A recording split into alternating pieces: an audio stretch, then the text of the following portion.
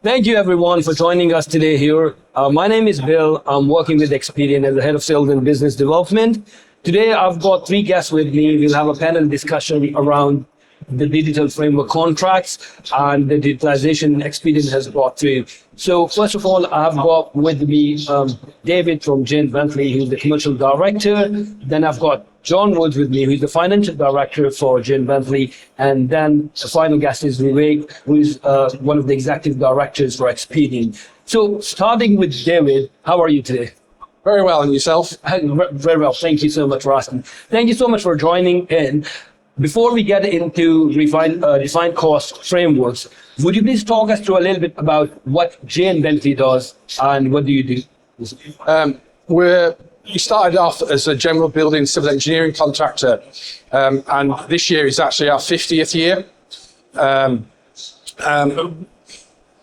In previous times that we've worked mainly did more building, but more recently we have more focused on civil engineering, particularly working in the water industry.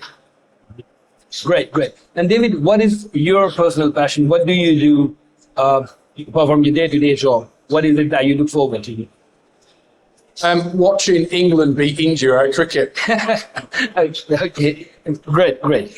And I'll come to John as well. John, thank you so much, David. That was Bentley is a very well-known name in the market, but thanks so much for that as well. John, what is your passion apart from the day-to-day job? What do you do on a daily basis? What excites you? I'm a father of three, so all very sporty kids. So when I'm not buried in the books at Bentley, usually just ferry kids around doing a lot of sport. A Leeds fan myself, and do a lot of running. So that's a fairly busy life outside of work. Great. That sounds great. And Vivek, I'll ask you as well. You've been a part of Xpedeon for a really long time, and it's up to the point where the personal and professional life, you can't actually draw a line. So what do you do apart from the time when you're working? What is your passion? Like everyone, I got a wife who keeps me busy. So That's the boss, right? she is the boss when I have the time. And I do have two kids, and traveling is my passion. Great. That's wonderful. Traveling is always great. I'm a big fan of traveling myself. So now what we will do is that we will discuss a little bit about defined cost frameworks and how the industry has evolved over the time. So David, before we get into discussion, my first question would be around how is actually a defined cost framework is different from a traditional framework? What is the main difference? The main difference is that the contract defines which of your costs will be paid by the client. Generally, the rules for the client cost is generally differently from your internal cost. So what's very important to do is automatically convert or which costs can be charged to the client into a system which Xpedeon delivers us. The other advantage what we've got with the Xpedeon product is we work in joint ventures. So not only can we take our own cost, we actually import the raw cost from our JV partners, cost data, and we also convert that to the client's rules. So the client sees one application payment from the joint venture rather than separate applications done in different formats. And it very much makes it a lot easier for our clients to program and process the application payments. Great. That was really insightful. Thank you so much for that. So by listening to this, I would ask you that it feels like a journey. So what were actually the challenges when digitalizing this whole process of defined cost frameworks? There's different clients have so many different rules. Design a system which can cope with all the variations which client rules was very, very hard to make the built-in flexibility in the system. So that was probably the biggest challenge, because there isn't one set way that clients want to see the cost. They're all very much bespoke. That sounds great. And now this is the point of view from the commercial side of things. So John, I will come to you and I'll ask you, from a financial point of view, what were the challenges and the outcome for yourself?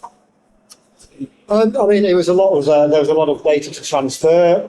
We had to ensure seamless transition. We didn't want to interrupt the business. We didn't want clients to see that there was any particular disruption. So, you know, we managed to have a period where we went from the old system to the new system seamlessly, with no interruption to our underlying commercial processes, our underlying financial processes, and the flow of cash, both out to subcontractors and into us from our clients. So that was the big challenge, and it just required a lot of planning and discipline throughout the finance team and the wider commercial team of the business. But we got it right, and we got the support we needed from the Xpedeon team to make that happen. Great, great. That's great. That's great to hear. So, related to that question, how do you think that Xpedeon provided you with a better control and overall efficiencies in the process from financial point of view? Well, I guess it sort of builds on what David's already said. But what we've got now is fully automated. So we, the process that's there for each monthly commercial valuation and application of payment, it mines the internal costs, translates that to external costs, and it's fully automated. Yes, the commercial staff will have to make some of their own judgments, make a certain number of overlays, but actually everything else is entirely consistent. But because there's a limited amount of actual human interaction from the commercial staff, there's a lot of transparency over what's happening. There's a lot of consistency over it. Clients can see that. We can see that ourselves. So it helps our sort of own internal control environment. And we're just actually, interestingly, in the process of transitioning to a new external audit firm. And, you know, they've seen it in action and actually realised there's a lot of automation there and benefits they can see from the level of control that offers us. So, yeah, a lot of benefits all in all. Great. Thank you so much. And it looks like there are quite a few golden nuggets for other framework contractors from what you've said. So now, completing the loop, I will come to Vivek, and I will ask you, as a service provider, so we have seen the journey through Jay and Bentley perspective. From your perspective as a service provider, what kind of challenges did you come across when you started the defined cost framework contracting, and how has the journey been so far? Actually, when we got the contract, Jay and Bentley has done a lot of homework, and first thing which we knew was they have searched for various service provider who can actually, with a system which is designed for basically the defined cost contract, and they found that there is no player in the market who can meet their requirements. So when we got the contract, it was a challenge for us that there is a complete vacuum in the market when it comes to defined cost framework contracts. So for us, one major thing, it was not a bespoke project or bespoke development specific to one customer for us. For us, it was filling that vacuum, providing the construction industry a system which can deal with defined cost contracts and can work across framework contracts, right, which is very flexible. So, and the best part is that Jay and Bentley was very much willing to do any process re-engineering wherever required, so that we come out with a product which is construction industry specific and not for a particular client specific. So I think that has been the greatest part of the journey. And then when it comes to challenges, first thing was that any system you look at is project specific. In construction, you go to any software provider, they will talk about project. And when it comes to a framework contract, there is a lead company, there are participating company. So within a framework, there are multiple projects. And then if this is not enough, then the projects are so huge that one project is divided into multiple locations. So it gives rise to a concept of a sub-project. So these were the big challenges, that from a project-based system, how do you give a system where there are multiple participating projects, multiple participating companies, and still the data is translated so that for the external entity, for the customer, there is only one main contractor which is submitting them all the applications. Now, when we started this, David, correct me if I am wrong, it was mainly for application for payment. But what we have delivered in this journey is not just application for payment, but a full infrastructure of how a special purpose vehicle or how a lead company should work. In the sense, we start the journey from application for payment, then there is a certificate for payment for customer, and then there is monthly commercial valuation. Monthly commercial valuation actually decides how much needs to be paid to each participating company. And then when the money is received from the customer, we have developed the whole specific thing called payment to partners, which actually distributes that money between various participating companies. So basically, to answer you, Bill, the fact is that while we started from a small journey of application for payment or certificate for payment, we ended up fulfilling the entire vacuum, or like how to ensure that framework contract is there implemented in the company from start to finish. Correct me, David, if I'm wrong. No, you're very right in that. It's, and I think the beauty about how it's been done, it's broken down the barrier between, well, it's smashed the barriers between the accounts function, finance teams, and the commercial functions, because there's complete transparency of data. It's one source of the truth. Yeah, any adjustment that a commercial person has is clearly visible to the account. It makes the auditing of the company. Because I think the major step to doing that is when we start the journey about on the AFP, we realised that you can't get away from some basic accountancy needs, that everything needs to be coded somewhere. So we've made that the first thing that you do when you book a cost. We select a cost code. Everything from there on in is automated. We use the cost code structure, what the accounts team needed to form defined cost rules. And so that adopting that good behaviour has solved not only the commercial team's wants and needs, it's very much made the finance team a lot happier, and they've got giving them a lot more transparency than they've probably ever had.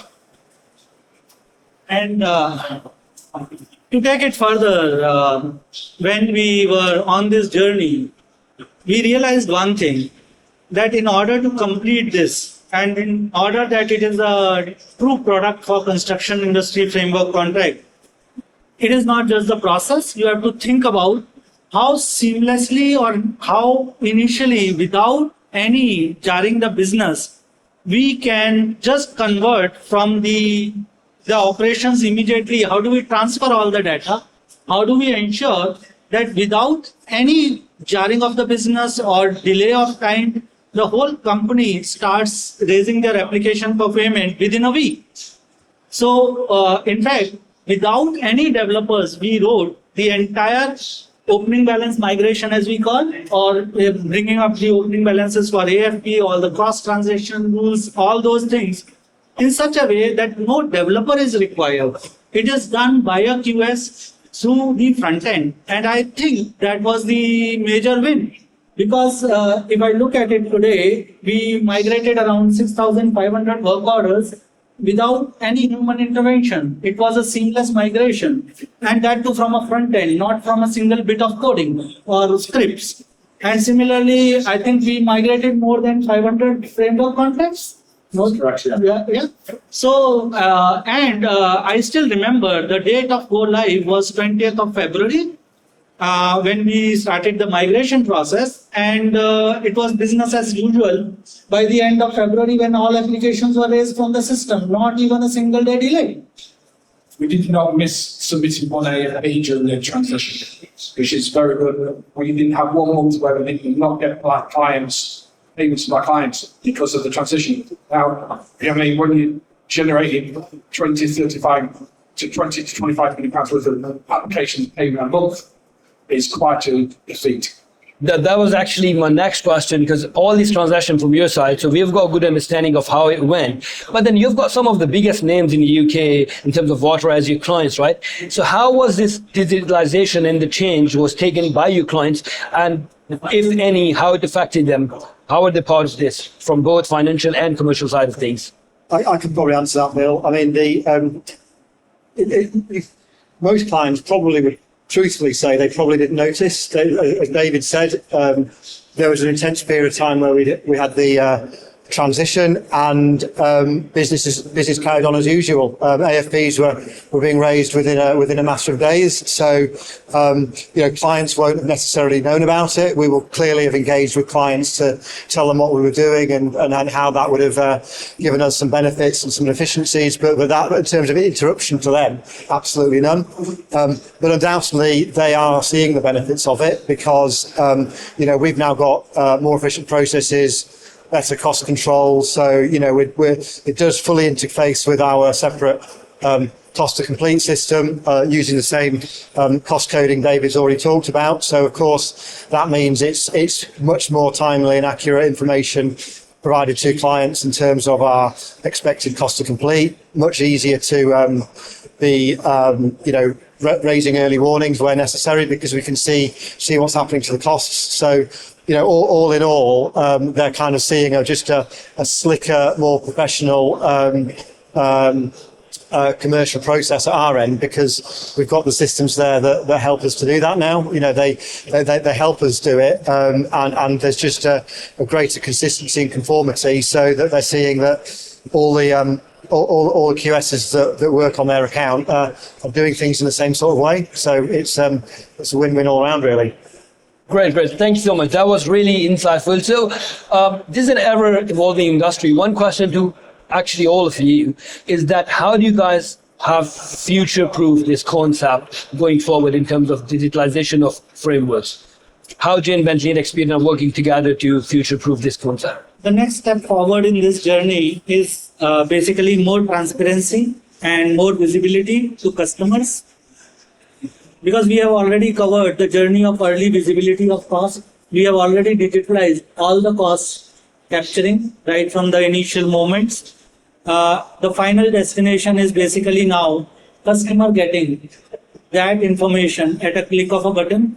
That is going to save immense time and cost for the customers also, because they are not going to go through the whole thing of communicating with the accounts team or a QS team. So I think all of us together, we are working on now the final step where the customers would be logging into Xpedeon and viewing all the costs on their project. And it's through project collaboration. Yeah, that's correct. Most of our clients just don't want to see the cost line, which we've been able to provide to date. It's the underlying document lining. Our biggest single query is from clients, or the PQS who represent the clients, is backup timesheets. They want to see a timesheet for every hour, see what else that they did this week to make sure they weren't getting another hours from another project charged to their screens. So the fact is that they'll be able to have to go into the system and drill through to a timesheet, open every employee's timesheet from the AFP, without having to, our commercial staff hadn't spent ages of time copying, downloading the data, sending it on to the client. It would be a big time saver for us. Yeah, and it's getting the client saying that it's not just getting the data, which is the cost data which they've had to date. It's getting that next level there every time. Because every time they want to see a cost line for a material delivery, they want to see the purchase order as well as the GRN data and match it to an invoice. That's what the PQSs do. Yeah, that's their job. So we've now going live with that part of the system will be a massive relief to all our commercial staff and the finance team, because they no longer have to get involved in dealing with client audits, and so that we can focus on what we want them to do rather than answering questions from a third party. Great. That sounds really great, and it sounds like the productivity will increase to the next level. You're saving a lot of time as well. It's scalable as well, and then all the time which they're saving, they can use for the task which they're better at. Great, thank you so much for that. Okay.